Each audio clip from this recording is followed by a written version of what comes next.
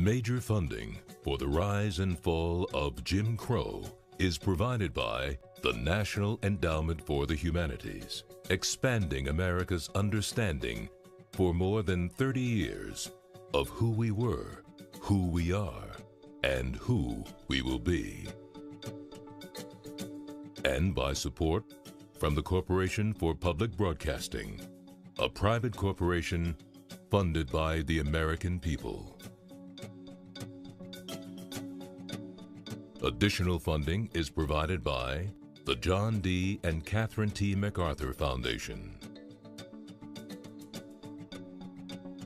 Corporate support is made possible by New York Life. With vision and determination, one generation dreamed of creating a better world for the next. New York Life is proud to bring you remarkable stories of dedication, struggle, and triumph.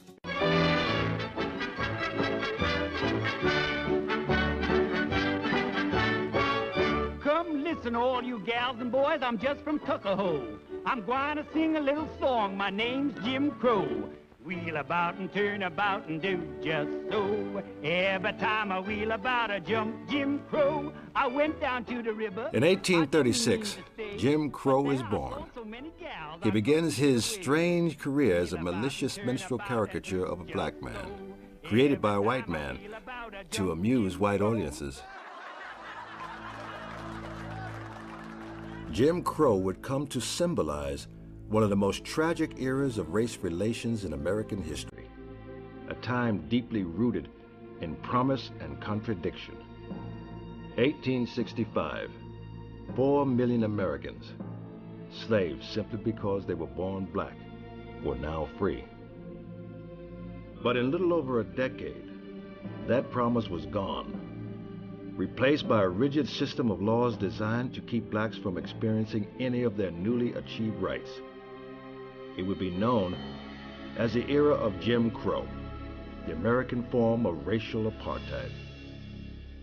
But I tried to lean inside and get me a cup of water. And those white people beat me till I was unconscious. They thought I was dead. My dad said, as long as you're living in this South, you're going to have to go to the back door in this town. Now, you just settle for that. He said, but one thing I want you to swear and promise to me, that you will never get used to it. I'm not ashamed of the segregated and Jim Crow experience, all because we were able to devise techniques for survival that permitted us to abide our time and to wait until our change come. As most blacks were willing to bide their time, some began to fight back. In the late 1880s and 90s, they embarked on an uncertain campaign to secure voting rights, build their own communities, schools, businesses, and churches, and to demand redress against mob violence and lynching. The white supremacists fought back. By 1919, the Ku Klux Klan, which had been a Southern idiosyncrasy, became a national ideology. White supremacy, the power behind Jim Crow, appeared invincible. And over the next decade, the violence against blacks would grow even more horrific. But black Americans continued to battle, using the power of the press and ultimately the power of the courts to pursue their quest for freedom and equality against racism. The rise and fall of Jim Crow is their story. The story of strong men and women who would never accept the demeaning, threatening, and perilous world of Jim Crow. The rise and fall of Jim Crow is the story of those who, in the face of unending terror, achieved triumphs.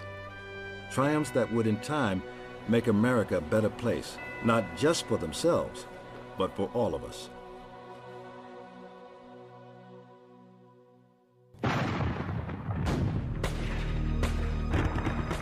Conflict over black emancipation is as old as the nation. In 1861, the South left the Union rather than remain part of a country that restricted the expansion of slavery.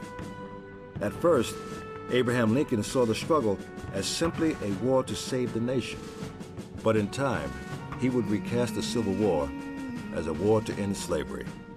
On January 1st, 1863, he issued the Emancipation Proclamation, freeing all slaves in the Confederate States. 6 months after the South surrendered, Congress ratified the 13th Amendment, abolishing slavery. The federal government had made a promise to the former slaves, these newly freed men and women who knew what they wanted: education and the right to vote, equal rights in the courts, and mostly land. What is it that your people need now that you're free? Our people need land, and they need tools to work the land. So there we began to see the priority to own our own land. Every colored man will be a slave and feel himself a slave until he can raise his own bale of cotton and put his own mark upon it and says, "This is mine." Without independence and self-employment, freedom would be meaningless. Peter Hall. On Edisto Island off the coast of South Carolina, thousands of newly freed blacks were making that dream come true. On land abandoned by their former masters and given to them by the Union Army, they had built schools and churches, established family and community life. But they had heard rumors that their future was at risk. Lincoln had been assassinated, and a Southerner, Andrew Johnson, was president. Johnson fought to save the Union, but not to free slaves. "This is a country for white men," he said, "and as long as I'm president, it will be a government for white men." Sometimes I feel like a motherless child. On October 19th, 1865, a boat carrying a deeply troubled Union general, Oliver O. Howard, slowly made its way toward Edisto.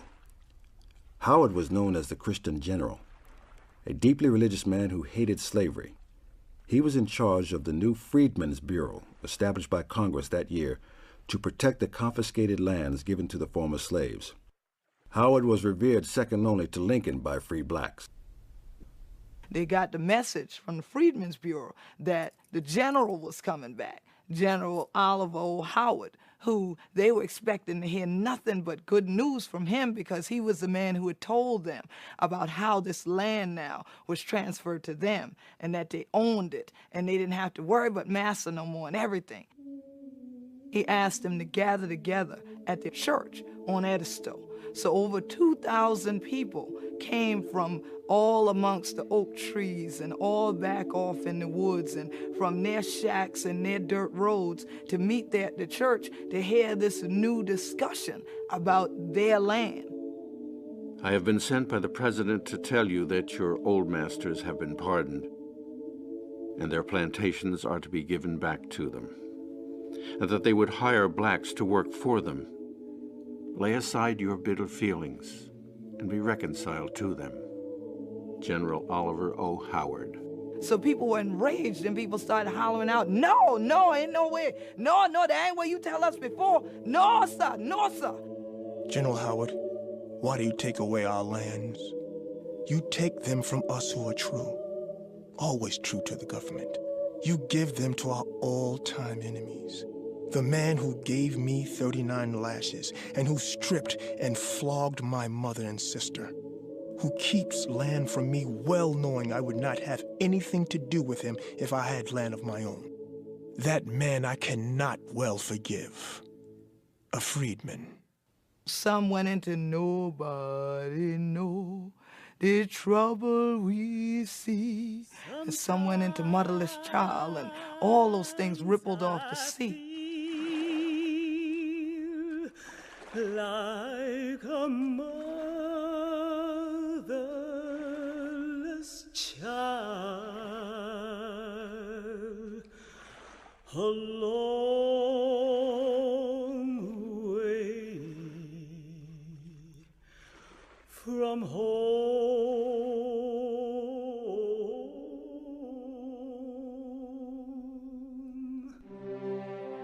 One year later, in 1866, Congress, recognizing continued Southern resistance to black emancipation, passed the 14th and 15th Amendments, guaranteeing blacks the right to vote and due process of law. The time of Reconstruction had begun. But many whites did not plan on fulfilling the intentions of the new laws.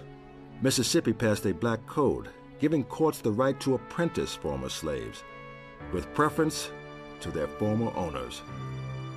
The Negro is free whether we like it or not.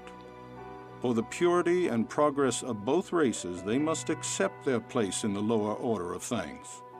That place is the cotton fields of the South. Such is the rule of the plantation and the law of God. Governor Benjamin Humphreys. But blacks did not see themselves trapped in the cotton fields. They used their vote to elect black representatives, sat on juries, and sent their children to school. What had alarmed the white South during Reconstruction was not evidence of black failure, but evidence of black success, evidence of black assertion, evidence of black independence, evidence of black advancement, and evidence that black men were learning the uses of political power. If intimidation would not keep blacks in their place, then violence might. In the same year that Reconstruction began, Nathan Bedford Forrest, a Confederate general, founded the Ku Klux Klan. The image of the Klan in white hoods killing blacks by the light of burning crosses would forever be etched in the American mind. The way white supremacists made sure that ex-slaves would fall back into place or nearly back into place was terror. Beating people up, burning down their houses, shooting them, just the usual physical mayhem of personal violence.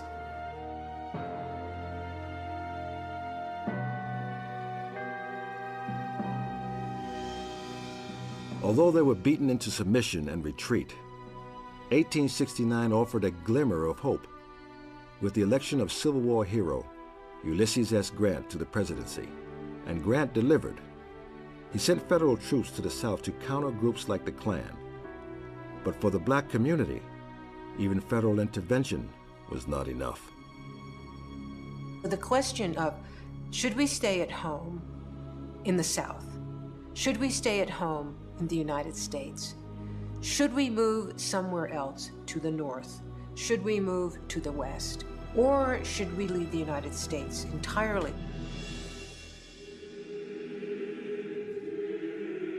Feeling trapped and helpless and in need of answers, some turned to an unlikely source, an old man who had been born in slavery. We needed land for our children. That caused my heart to grieve in sorrow. Pity for my race caused me to work for them.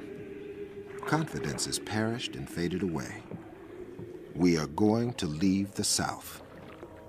Pap Singleton.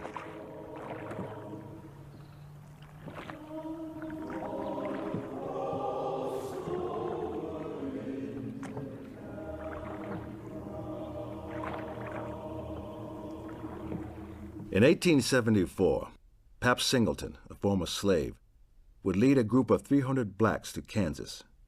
John Brown struck his first blow against slavery there.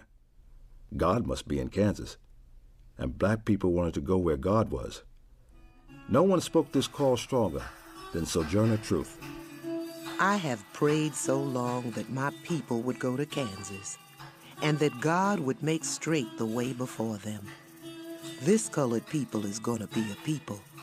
Do you think God has them robbed and scourged all the days of their life for nothing? Many of the people saw their promised land, they saw their Jordan River being those places that they had to cross over into, where freedom would be away from those who had basically had their feet on their necks all this time, just like the Pharaoh had done in the Bible. So many of them followed their leaders so that they could have their life to themselves, however they wanted that to be built. They also believed in the God of Daniel, who was an avenging God, This is the God of the apocalypse, the God of the second coming, the God of the decision of who was going to go to heaven and who was going to go to hell. But as much as Kansas loomed as a promised land for many blacks, getting there could become a journey through hell. Many would perish from starvation and exposure. One group fell victim to yellow fever, and there was always the fear of murderous whites. I saw colored men and women cast themselves to the ground in despair, heard them groan and shout their lamentations. What is to become of these wretched people, God only knows. Here were nearly 50,000, scattered along the banks of the mighty Mississippi, without shelter, without food, with no hope of escaping from their present surrounding, and hardly a chance of returning from whence they came. Riverboat Captain. For those who survived to make it to Kansas, they found a land of hard winters, torrential rains, and violent tornadoes. But through spiritual and emotional conviction, they sustained themselves. And within a few years, over 20 towns would be built. But not all blacks thought the answer was to leave the South. Frederick Douglass, a former slave who had become the leading black voice for abolition, opposed any mass exodus. The country will be told of the hundreds who go to Kansas, but not of the thousands who stay in Mississippi. They will be told of the destitute who require material aid, but not of the multitude who are bravely sustaining themselves where they are. If the people of this country cannot be protected in every state of the Union, the sovereignty of the nation is an empty one, and the power in individual states is greater than the power of the United States. Frederick Douglass. In 1877, Republican President Rutherford B. Hayes, who had won the election by making a deal for electoral votes from Southern Democrats, pulled federal troops from the South. The party of Lincoln had betrayed the former slaves. Reconstruction was over. Whites began to reassert their power over blacks, politically, legally, and economically. And nowhere was this change more crushing than for those blacks who were farmers, most of whom were sharecroppers. Owners controlled their little worlds. So there was no police power, there was no federal power, there was no state power that actually made a difference on the ground. So you had relations of dependency built around obedience and submission. That was the ideology of the culture of slavery, obedience and submission. Here was the black man, having very limited education, not knowing how to figure and to read, with the books being kept by the white man who is giving him his supplies to start a crop, and likewise owned the land. When the black man ended up at the end of the year and brought his crop in, the white man immediately arranged to outfigure him. The man would take your cotton, and then the man at the store, you had credit, he run the books up on you, so you didn't have nothing. You work a whole year and hand pick 40 bales of cotton and come out with nothing. Frustrated by the unfulfilled promise of emancipation, blacks turned to the next generation, to their children. They believed education would be the key to overcome white dominance. One man would come to symbolize this hope: Booker T. Washington. Born into slavery, Washington had managed to learn to read and write, and at 9 he worked in a salt mine. But within 25 years, Washington had been a student and a teacher at the Hampton Institute, and was invited to be principal of a new school in Alabama. That school was Tuskegee. Arriving in a community of farms and sharecroppers, where attending school was rare, if at all, Washington faced a great challenge: to build a school, attract students, recruit teachers. On July 4, 1881, in the Zion Hill Baptist Church, the Tuskegee Institute was born. Washington and his 30 recruits believed the only way to one day have their own buildings would be to build them themselves. The reason that it started as an industrial school was because they had nothing, and so they had to build, grow, and make everything, like harness making, because they needed to have harnesses for the farm animals, carpentry, because they needed to build the buildings, brick masonry, because they needed to make the bricks. These kinds of trades, printing, shoemaking, tailoring, carpentry, all of these things were things that they could use to build a business. One student who found opportunity at Tuskegee was a young man named William Holtzclaw. His parents, especially his mother, Addie, were passionate about getting an education for their children. They even built their own school. I remember my parents went into the forest and cut pine poles 8 inches in diameter, split them in half, carried them on their shoulders to a nice shady spot, and built a schoolhouse. There were no floors, no chimneys, and the benches were made of the same material. Addie Holtzclaw would provide schemes that allowed William and his brother to get an education for most of the year. The landlord wanted us to pick cotton, but Mother wanted me to remain in school. So she used to out-general him by hiding me behind skillets, ovens, and pots. Then she would slip me to school the back way, pushing me through the woods and underbrush until it was safe for me to travel alone. Whenever someone had wanted to go to school, they would make sure that one of them went and that one stayed at home.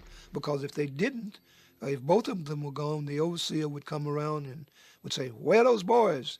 And he would get upset. So in order to make sure that that didn't happen, she'd send one to school and leave one at home to do the work. So when the overseer came around and needed someone, she would call them and they would be there.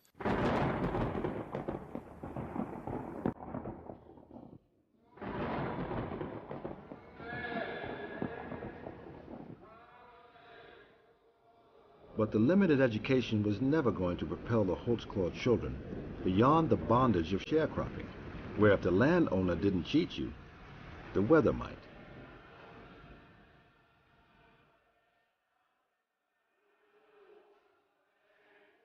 William Holtzclaw heard about Tuskegee.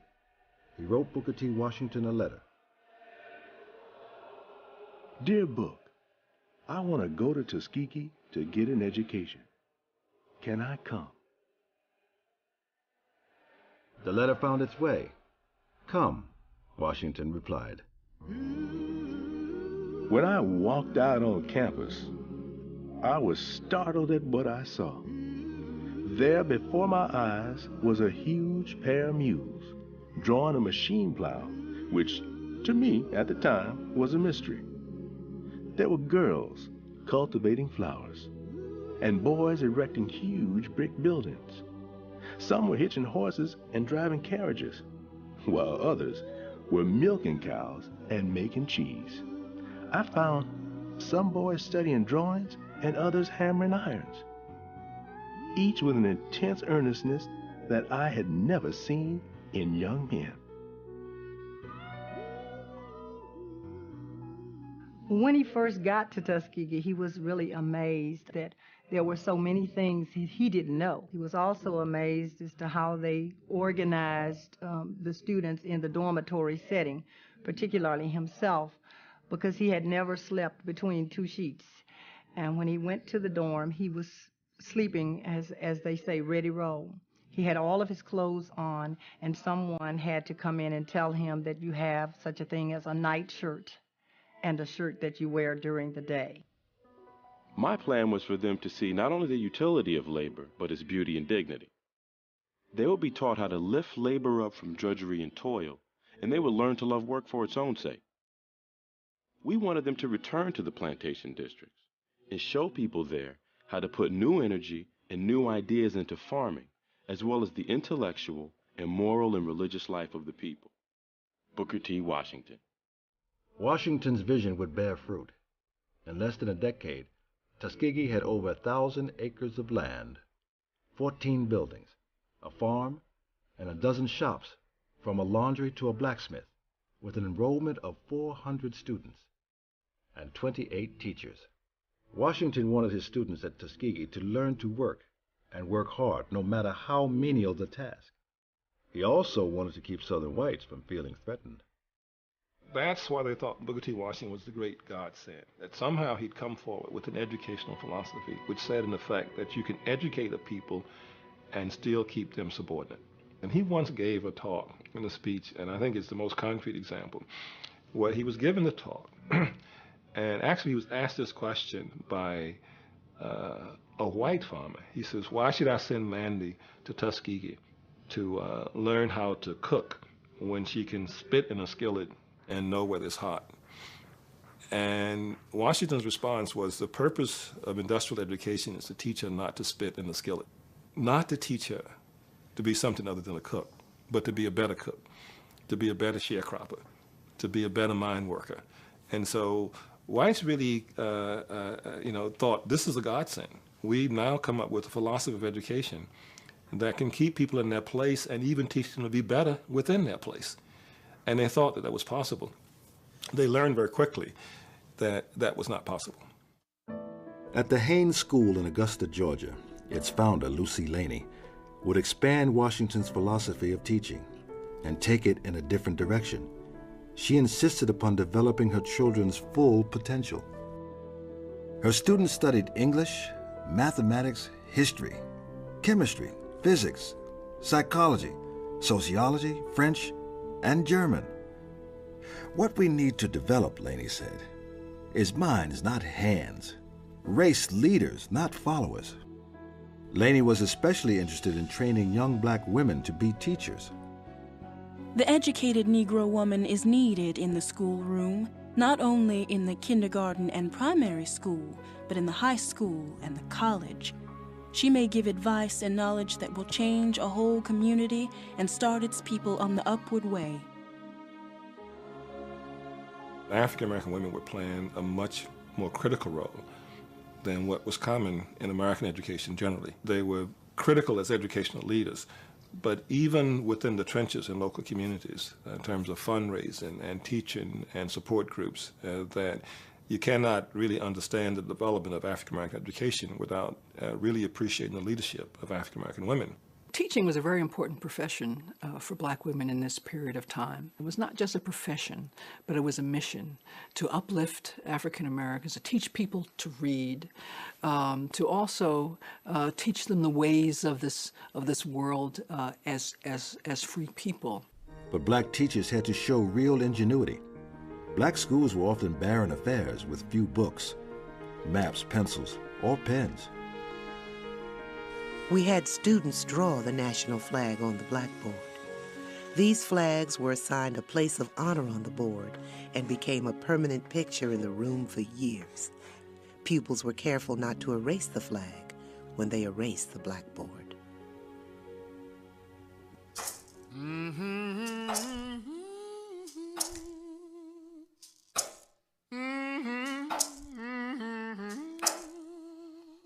The positive image of Laney and others was hopeful, but the reality for most blacks was hard, back-breaking work and servitude. I've been a factory hand, janitor, porter, and butler, and wiping engines on the railroad. I worked as a helper for a carpenter and laying bricks for masons. I've been a driver of teams, a pick and shovel man, and drove steel for a section boss. I was a hand on the Mississippi and working in a steel foundry, and seemed like I did 100 more jobs. My grandma would work in the tub washing the clothes of the prominent white people of our city.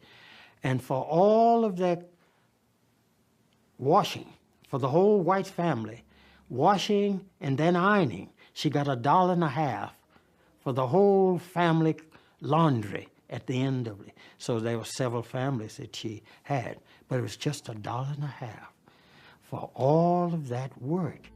White folks didn't have no feeling for you. They pretended they did. They had nannies to give their child comfort. That was my name, Nanny. They would teach their children they were better than you. You was giving them all that love, and you'd hear them say, "You're not supposed to love Nanny. Nanny's a nigger." And they would say it so nasty till it would cut your heart out almost, and you couldn't say a mumbling word. A woman knows how to shift a smile when the burden is so heavy. know how to smile when she want to cry, smile when sorrow done touch her so deeply. So that's why I feel black women in the field had to pray and had to moan and had to cry. Them prayers went a long way and protected a lot of people. And God wiped away those tears. And the next morning, we had the strength to go on. Dorothy Bolden. But despite all the obstacles, blacks began to rise. More blacks were being educated. There was now a growing black middle class. And the children of the former slaves were not too quick to bow down to the white man as their parents had. Whites perceived a new generation of black Southerners, the sons and the daughters and the grandsons and granddaughters of the former slaves, who had not been disciplined by slavery, who had never known slavery, who were perceived as much more restless and obviously much more threatening because, unlike some of their parents and grandparents, they seemed less afraid of whites. We are not the Negro from whom the chains of slavery fell a quarter of a century ago. Most assuredly not. We are now qualified as being the equal of whites and should be treated as such. Every time we see a Negro physician, it does us good. When we see a Negro pharmacist, it goes still better. When we see the lawyers, professors, bank presidents, inventors, machinists, mechanics, we grin as much as our mouth will allow and shout, "The Negro is coming." Editor, Richmond Planet. Many whites feared since the end of slavery that blacks would come to feel they were equal to whites. Now that fear seemed realized. The colored race is getting more unreliable. Freedom has ruined them in every way. Only the old-timey darkies can be trusted. The young ones are sullen and grow more insolent every day. They don't sing as they used to. You should have known the old days of the plantation. Every year it seems they're losing more and more of their own confessed good humor. I sometimes feel I don't know 'em anymore. They've grown so glum and serious. I'm free to say I'm scared of 'em.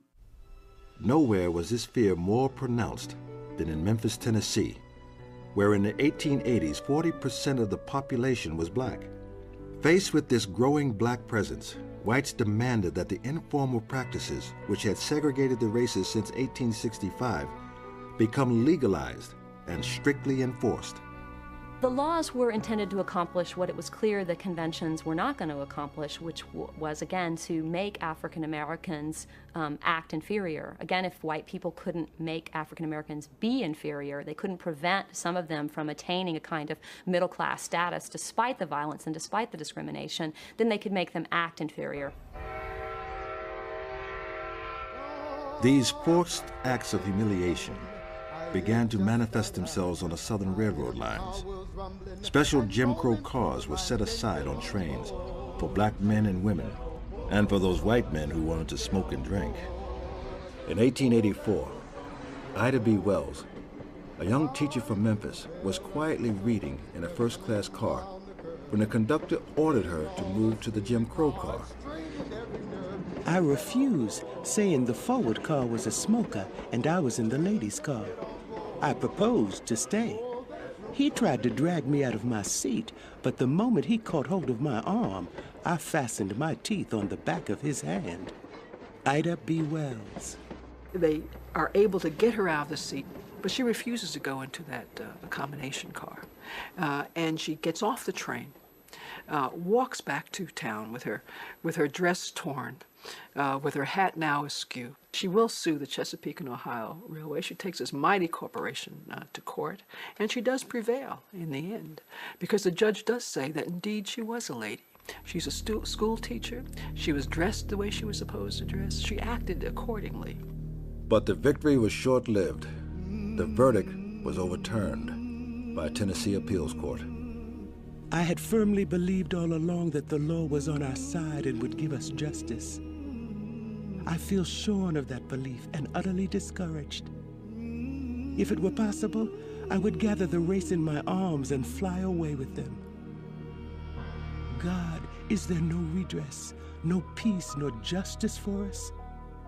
teach us what to do, for I am sorely, bitterly disgusted. She said, I wanted so badly to do something great for my people, and I thought I had. But now with this, I feel that that justice is no longer on our side. Inspired by her personal confrontation with Jim Crow, Wells decided to fight for the rights of all black people. She taught school by day, and at night wrote newspaper articles under the pen name Iola. In the late 1880s, when the Tennessee legislature moved to take the vote away from blacks, Wells attacked. The dailies of our city say that whites must rule this country. But this is an expression without a thought. The old Southern voice that made the Negroes jump and run to their holes like rats is told to shut up, for the Negro of today is not the same as Negroes were 30 years ago. Swing on, sweet chariot, coming for to carry me home. Swing on, But a black man or woman standing up for equal justice in 1892 was taking a serious risk. On the night of March 9th, when Wells was out of town, her friend Tom Moss and 2 others were jailed for defending themselves against several white men who had attacked Moss's grocery store. Masked vigilantes dragged Moss and his 2 friends from their cells to a deserted railroad yard.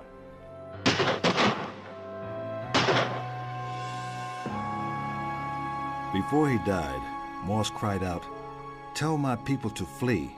There is no justice here." This lynching, a term that came to be applied to any mob killing of blacks, disheartened Wells. When she had come back to Memphis, she saw that the community was absolutely devastated, and so was she. No one knew quite what to do. But when she read those words, she said, this is going to be her mission as well. And she begins to tell black Memphians, there is no justice for you here. The system is not working for us. No one is trying to get these killers of our young men. And it is one we should go. And go they did. At least 6,000 black Memphis residents would heed Wells's call to leave. It was the beginning of an exodus that in the coming decades would number in the millions. The murder of her friend also opened her eyes to who the true targets of the lynch mob were. When her 3 friends were lynched, she began to realize that even black people, middle-class black people, could be victims of that. And she talks about how until that happened, she had believed that those excesses, what she called excesses against the race, were only directed against those people who had perhaps done something to deserve it.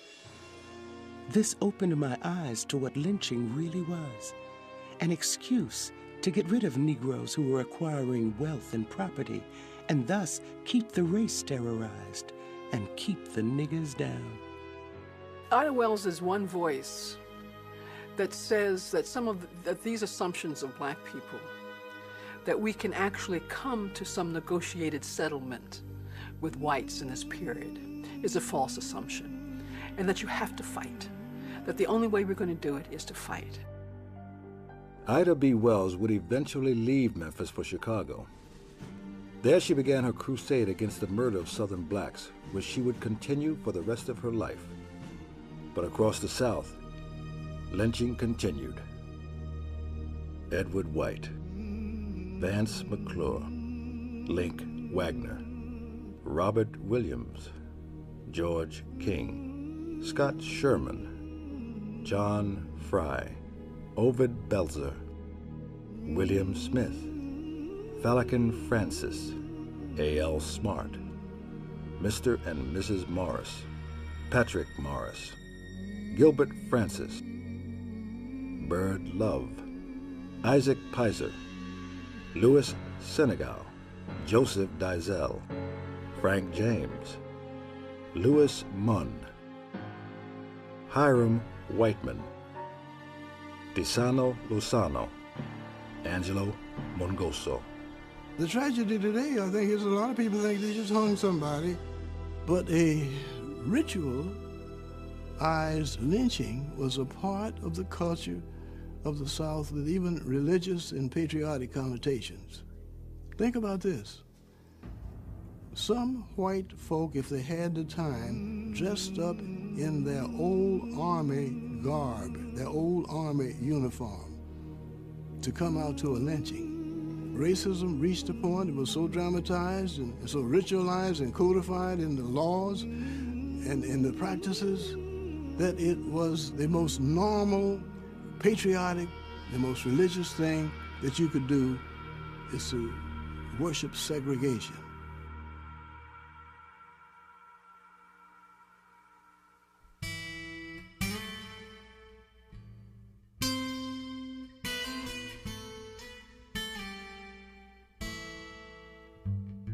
But in this sea of violence, there were islands of hope. One was in the Mississippi Delta, a town called Mound Bayou.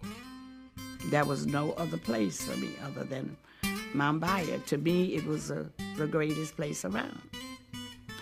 People could, we have our own offices. I didn't have to walk down the street afraid. This was something that was unbelievable in this very racial conscious era, where there was so few opportunities other than manual labor for black people. We had everything in Mound Bayou that heart could desire. We had oil mills, we had stores, we had bottle works, we had hospitals, we had zoos, we had swimming pools. We had a lot of things that people would enjoy. Mound Bayou was founded in 1887 by black businessman Isaiah T. Montgomery, a Southern man with a simple philosophy. It's a white man's country. Let them run it. Isaiah Montgomery is a true American, and in a sense, he was extraordinarily opportunistic. Isaiah Montgomery had the ability to identify those individuals who had goods and services and political power and esteem in the community and ingratiate himself with those persons. Following the lead of men like Pap Singleton, Montgomery planned to create a safe harbor for blacks. It was not easy to find settlers in the early days. The task of clearing a wild country seemed hopeless to men with so few resources and so little experience. Isaiah Montgomery. The Delta of Mississippi in the mid-1880s was nothing more than a wilderness. These black people who came to the Mound Bayou area had to cut down trees, had to drain bayous, had to build up the land, had to fight off wild animals and snakes, and they lived as frontiersmen lived throughout the world. Day by day, a town began to take shape. Churches, a post office, and schools replaced the forest. My grandmother was Ada Simmons. She came here from Virginia. She wanted other than what she had been doing, the slavery and the people telling them what to do. She had in her mind that there must be something else. There must be something that was, better than what she was living under. Unlike some black communities, the whites did not come in and destroy the community like some instances of other black communities. I believe because there was a notion that a separation of the races was an answer to the race problem. By 1890, Mound Bayou was on its way to becoming one of the most prosperous black communities in the country. The jewel of the Delta, as it would later be called. That year, Mississippi assembled a convention to pass its new Jim Crow Constitution. The only black delegate was Isaiah T. Montgomery. Black people were looking for somebody that whites would accept, and so they elected Isaiah to go to this convention. My mission is to offer an olive branch of peace to bridge a chasm that has been developing and widening for a generation that threatens destruction to you and yours while it promises no enduring prosperity to me and mine. Isaiah Montgomery, burning with desire to protect Mound Bayou from white intervention, agreed to vote in favor of an amendment to keep illiterates from voting. The law's real meaning was clear. There's no use to equivocate or lie about the matter. Mississippi's Constitutional Convention was held for no other purpose than to eliminate the nigger from politics. Not the ignorant, but the nigger. James Vardaman.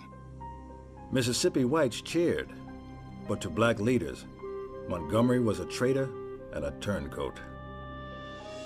He has virtually said to the nation, you have done wrong in giving us this great liberty. He has surrendered part of his rights to an enemy who will make this surrender a reason for demanding all of his rights. He is not a conscious traitor, but his act is an act of treason. Treason for the cause of the colored people not only of his own state, but of the United States. Frederick Douglass. Montgomery claimed the black vote was lost anyway. He hoped he had won a measure of safety for his people. Mound Bayou is the ship, he said. All else is an open, raging, tempestuous sea. While many black leaders, like Douglass, were outraged by Montgomery's vote, Booker T. Washington was not. By the 1890s, Washington's reputation as a spokesperson and fundraiser for Tuskegee was growing. Booker T. Washington spoke in a language that everyone could understand. He had something for working class blacks. He had something for middle class blacks. He was able, therefore, to control black businessmen. He was able to control black churchmen who admired the gospel success that he was articulating. And he was able to win the admiration of working class blacks who saw that all other alternatives had now been essentially exhausted. Booker was nobody's fool.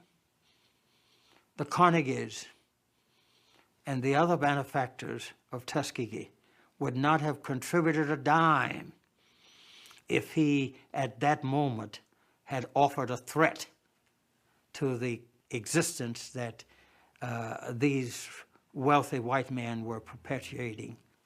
Across the South, black improvement seemed to be thwarted at every turn, and violence continued as a daily threat. Booker T. Washington searched for a compromise that might bring racial peace. His opportunity came in 1895 when he was invited to speak at the Cotton Exposition in Atlanta, Georgia. September 25th was proclaimed Negro Day, but the black press tried to discourage blacks from attending. If Negroes wish to feel that they are inferior to other American citizens, if they want to see all sides, signs that say, for whites only, or no niggers or dogs allowed, if they want to be humiliated and have their man and womanhood crushed out, then come. Editor, Atlanta Voice. James Creelman, a correspondent for the New York World, observed the crowd turn hostile when Washington mounted the speaker's platform. When a colored man appeared on stage, a sudden chill fell on the whole assemblage. One after another asked, "What's that nigger doing on the stage?" James Creelman. But when Booker T. Washington criticized his own people for seeking political and economic power during Reconstruction, the crowd listened. Our greatest danger is that in the great leap from slavery to freedom, we may overlook the fact that the masses of us are to live by the production of our hands. The opportunity to earn $1 in a factory just now is worth infinitely more than to spend $1 in an opera house.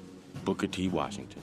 And when he held his dusky hand high above his head with the fingers stretched apart and said to the white people of the South on behalf of his race, "In all things that are purely social, we can be as separate as the finger, yet one as the hand. In all things essential to mutual progress," a great sound wave resounded from the walls, and the whole audience was on its feet in a delirium of applause. When the Negro finished, such an ovation followed as I had never seen before and never expect to see again. white Southern women pulled flowers from the bosom of their dresses and rained them upon the stage. Tears ran down the face of the many blacks in the audience. As news of Washington's speech began to spread, many in the black community wondered, had Washington chosen to compromise their human rights in exchange for racial peace and economic stability? This generated overwhelming feelings of confusion, disappointment, even anger. But the white press across America rushed to embrace Washington's views. Former abolitionists, railroad tycoons, political leaders, even President Grover Cleveland wired their congratulations. No black leader had ever before so eloquently defended Jim Crow. The speech would be celebrated as the Atlanta Compromise. I think Booker Washington's idea of getting civil rights was, if you look like, act like, achieve like, work like, own businesses like, support the government like, pay taxes like everybody else, that the civil rights that you are entitled to will be given to you. The South had demonstrated this was not the case. Only 12 months after the Atlanta Compromise, the highest court in the land would agree. 3 years before the Washington speech, a Louisiana shoemaker named Omer Plessy was fined $25 for refusing to leave a whites-only car on the Louisiana Railway. Plessy was only 1/8 black, but under Louisiana law, he was black. By 1896, the case appeared before the United States Supreme Court. The court upheld the Louisiana law, stating that separate but equal facilities for blacks and whites did not violate the Constitution's new guarantee of equal protection.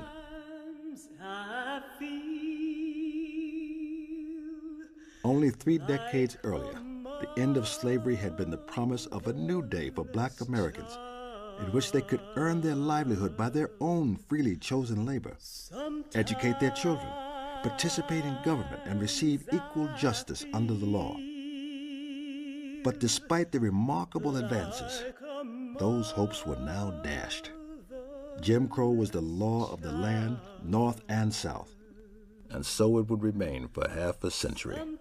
Abandoned by the North, without allies in the South, blacks continued to struggle for their freedom, relying on their families, churches, schools, and other organizations to sustain them. For black Americans, no time since the end of slavery seems so dark.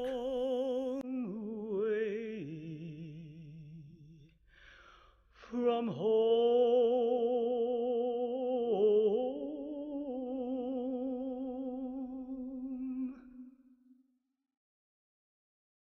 The tragic era of Jim Crow comes to life at PBS Online with interactive activities and first-hand accounts. Find details on key people, events, and more at pbs.org.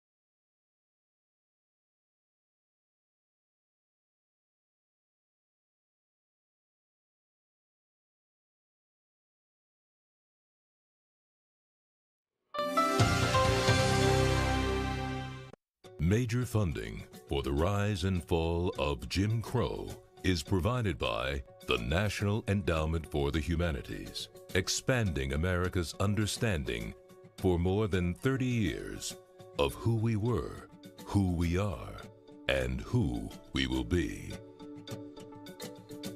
And by support from the Corporation for Public Broadcasting, a private corporation funded by the American people. Additional funding is provided by the John D. and Catherine T. MacArthur Foundation. Corporate support is made possible by New York Life. Today should be better than yesterday. Tomorrow should be even greater. This idea inspired a movement, and New York Life salutes the vision and bravery of those who improved our nation and our world.